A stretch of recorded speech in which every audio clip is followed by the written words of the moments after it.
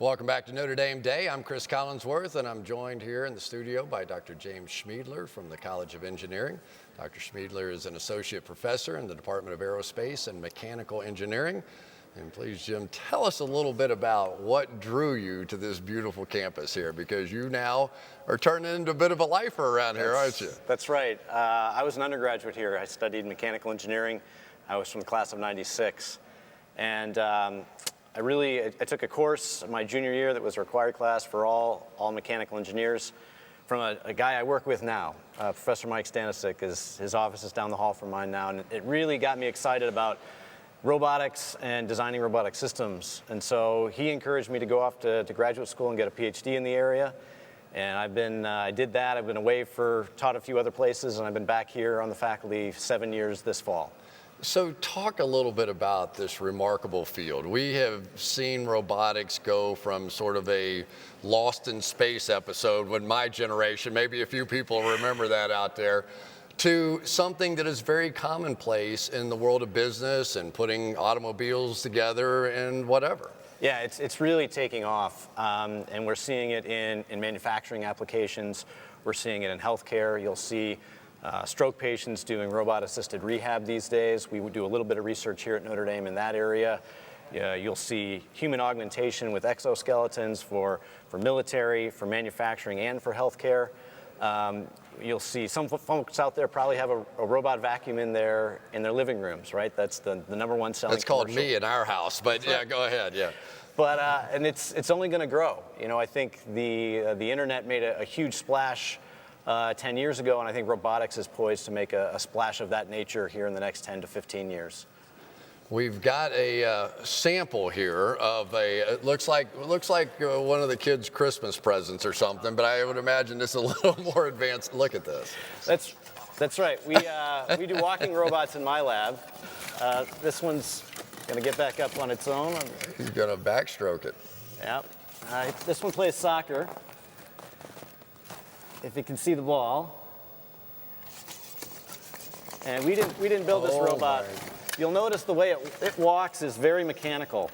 It's very much a robotic type gait. And what we're interested in my lab is teaching robots and building robots that walk in a more human-like way. And one of the reasons we're interested in that is we'd like to help build better powered prostheses for amputees. Oh my goodness. And we'd like to solve the power problem. This one's got a big battery here in the back, and just like driving your car, power consumption is a major problem for robotics. And so we'd like to walk in a less mechanical way, a less robotic way, and a more human-like way. And that's a real push in the field of robotics today, is to make human-robot interaction easier and make robots that act in a more human-like way so that humans can anticipate what their behaviors will be. So prosthetics at some point in time may be a little bit more of like the actual human hand or leg? Sure. I think if you had, God forbid, an amputation today, the standard practice is to get a non-powered prosthesis, which simply can't replicate the function of your muscles. There's some great people working in that area. We do a little bit of work that translates from our robots into that area to look at how do we return that human to as much functionality as they had before the amputation. And as you can imagine, carrying a battery pack in your prosthesis all day long is a problem.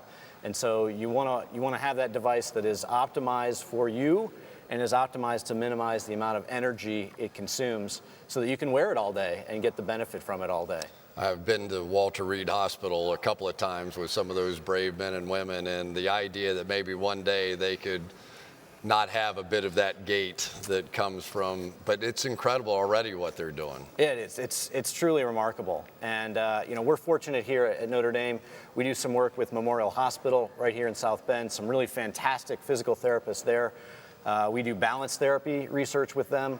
We're actually using the Nintendo Wii Balance Board for that work, just because it's an inexpensive device that people could take home and that any clinic in the U.S. could have. And so it lowers that cost barrier for improving the rehab outcome for those patients. So you're a little bit of a gamer as well. You're not that old of a guy now. You probably like that Wii game a little bit. You know, I'm lucky. I work with some folks in computer science, and they're the real gamers on that project here at Notre Dame, and we work with some psychologists as well.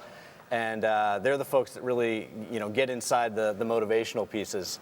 I do the human biomechanics, so everybody's got a role to play. All right, speaking of human biomechanics, I understand that, we have a little bit of a focus on football here in South Bend as well. We kind of like our football around here.